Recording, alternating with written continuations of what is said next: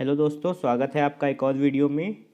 आज हम लोग पढ़ने वाले हैं इकोनॉमिक कॉस्ट क्या होती है और इकोनॉमिक प्रॉफिट क्या होता है।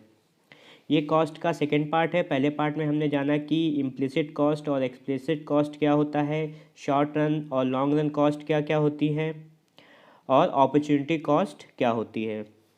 तो अगर हम लोग इकोनॉमिक कॉस्ट की बात करें तो इकोनॉमिक कॉस्ट में दो कॉस्ट जुड़ी होती हैं। पहली जो अकाउंटिंग कॉस्ट होती है जिसे हम लोग अपने अकाउंट्स में नोट करते हैं, और दूसरी इम्प्लिसिट कॉस्ट। ये क्या होती है, इसके लिए आपको इसका प्रीवियस वीडियो देखना पड़ेगा। चलिए पढ़ते हैं। It may be point out that the firm will earn economic profit. अगर फर्म को इकोनॉमिक प्रॉफिट हो रहा है तो उसका जो टोटल रेवेन्यू है, if it making total revenue in excess of the total of accounting cost and implicit cost। अगर एक फर्म अकाउंटिंग प्रॉफिट चाहता है तो क्या होना चाहिए, उसका जो टोटल रेवेन्यू है वो accounting cost plus implicit cost से ज़्यादा होना चाहिए। Thus, when the firm is in no profit and no loss, जब फर्म एक ऐसी सिचुएशन में आती है जहाँ पर उसको नो प्रॉफिट और नो लॉस हो रहा हो, ऐसी सिचुएशन को हम लोग नॉर्मल प्रॉफिट कहते हैं। It means that firm is making revenue is equal to total accounting cost plus implicit cost. यानी कि जब हम लोग यहाँ पर लिखेंगे नॉर्मल प्रॉफिट, क्या लिखेंगे, नॉर्मल प्रॉफिट, तो वहाँ पर हमारा तो टोटल रेवेन्यू होगा वो is equal to economic cost होगा। चलिए आगे बढ़ते हैं। संक कॉस्ट क्या होती है, ये संक कॉस्ट।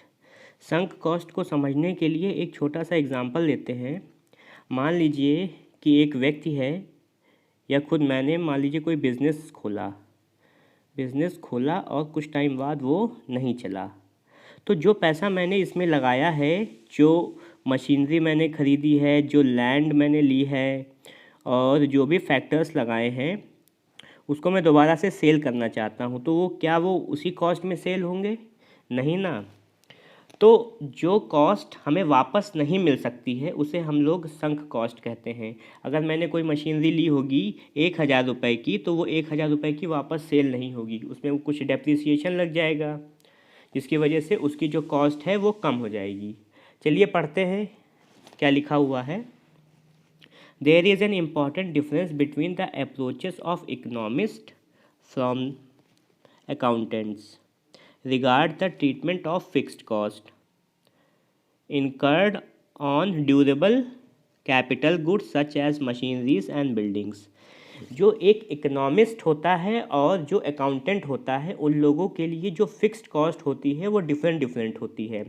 जो इकोनॉमिस्ट होता है वो जो कैपिटल गुड है उसका प्राइस वही रखता है जिस प्राइस पर वो कैपिटल गुड खरीदी गई थी। अगर कोई मशीन मैंने 1,000 रुपये की ली है तो इकोनॉमिस्ट उसको 1,000 रुपये की ही मानेगा, जबकि अकाउंटेंट हर साल उस पर डेप्रिसिएशन लगाकर उसकी वैल्यू को कम करता जाएगा। तो जो वैल्यू कम हो रही है, जो वैल्यू हमको वापस नहीं मिल सकती उस कैपिटल गुड को बेचने पर, उसको हम लोग संक कॉस्ट बोलते हैं। The accountants take historical cost of the capital good, that is the price at which they were originally purchased, and give a percentage of original price is taken as a depreciation which is charged to current cost of production per year। जो हर साल जो cost of production होती है उससे कम करते रहते हैं। However, economics consider the historical cost of the capital good as a sunk cost। जो हिस्टोरिकल कॉस्ट होती है या फिर जो वस्तु की, जो कैपिटल गुड की ओरिजिनल कॉस्ट है, उसे हम लोग संक कॉस्ट बोलते हैं इकोनॉमिक्स की भाषा में। Which is in relative to the current cost of production and therefore can not be the basis of decision making with regards to the production and pricing of a commodities. देखिए यहाँ पर लिखा हुआ है sunk cost are those expenditures incurred by a firm that can not be recovered. एक ऐसी cost जो एक फर्म दोबारा रिकवर नहीं कर सकती है। तो सीधी बात, जो सामान हमने खरीद लिया, जो कैपिटल गुड खरीद लिया, उसको खरीदने के बाद हमको उसी रेट पर वो दोबारा हम सामान नहीं बेच सकते। तो जो हमारी हिस्टोरिकल कॉस्ट होगी वही संक कॉस्ट है, और ऐसी कॉस्ट हम लोग रिकवर नहीं कर सकते। अब हम लोग पढ़ेंगे सेल्स कॉस्ट क्या होती है और प्रोडक्शन कॉस्ट क्या होती है। किसी गुड को बेचने में लगने वाली लागत को हम लोग सेल्स कॉस्ट कहते हैं, और किसी गुड्स को बनाने में लगने वाली लागत को हम लोग प्रोडक्शन कॉस्ट बोलते हैं। इसको थोड़ा सा छोटा करके समझा जाए। ये एक बाउंड्री है या फिर ये कोई कंपनी की फैक्ट्री का गेट है। इस गेट के अंदर और इस गेट के बाहर, इस गेट के अंदर हमारी प्रोडक्शन कॉस्ट होगी, और इस गेट के बाहर जैसे ही वो गुड निकलेगी और कंज्यूमर तक पहुंचने तक जो भी कॉस्ट लगेगी तो उसको हम लोग सेल्स कॉस्ट बोलेंगे।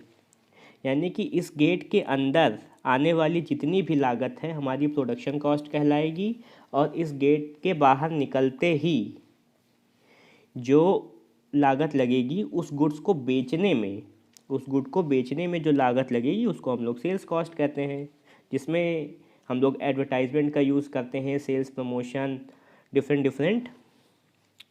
तो चलिए पढ़ते हैं। जो सेल्स कॉस्ट होती है वो क्या होती है? Expenditure incurred to increase the sales of a commodity. किसी कमोडिटी की सेल्स को बढ़ाने में जो कॉस्ट लगती है उसे हम लोग सेल्स कॉस्ट कहते हैं। और expenditure incurred by a firm on factors of production and non factors of production. ऐसी कॉस्ट जो किसी गुड को बनाने में लगती है उसे हम लोग प्रोडक्शन कॉस्ट कहते हैं।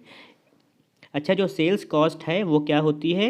अफेक्ट करती है डिमांड ऑफ अ कमोडिटी। अगर हम सेल्स प्रमोशन ज़्यादा करेंगे, एडवर्टाइजमेंट ज़्यादा करेंगे, तो क्या होगा, लोगों के दिमाग में उस गुड की छाप आ जाएगी और लोग उस गुड की डिमांड करेंगे। इसी तरीके से जो प्रोडक्शन कॉस्ट होती है वो अफेक्ट करती है सप्लाई ऑफ अ कमोडिटी। अगर प्रोडक्शन के फैक्टर्स ऑफ प्रोडक्शन या फिर नॉन फैक्टर्स ऑफ प्रोडक्शन की कॉस्ट अगर बढ़ जाती है तो वस्तु महंगी हो जाएगी और जो उसकी प्रोडक्शन पर अफेक्ट डालेगी। इसी तरीके से एग्जांपल क्या है? एडवर्टाइजमेंट एक्सपेंडिचर्स, जो किसी गुड की जो डिमांड है उसको बढ़ाने में काम आता है। Expenditure on raw materials production cost में, और ट्रांसपोर्टेशन और स्टोरेज, ये सारी की सारी अगर कॉस्ट बढ़ जाएगी तो ये सारा का सारा प्रोडक्शन कॉस्ट का पार्ट है, तो प्रोडक्शन कॉस्ट बढ़ जाएगी। अगर ये सारी चीज़ें बढ़ती हैं तो हम बोलेंगे कि हमारी प्रोडक्शन कॉस्ट बढ़ गई है। अगर एडवर्टाइजमेंट महंगा हो गया है तो हम कहेंगे हमारी सेल्स कॉस्ट बढ़ गई है। किसी फैक्ट्री के दरवाजे के अंदर हमारी प्रोडक्शन कॉस्ट, और उस फैक्ट्री के गेट के बाहर निकलते ही जो भी लागत लग रही है उसको हम लोग सेल्स कॉस्ट बोलेंगे।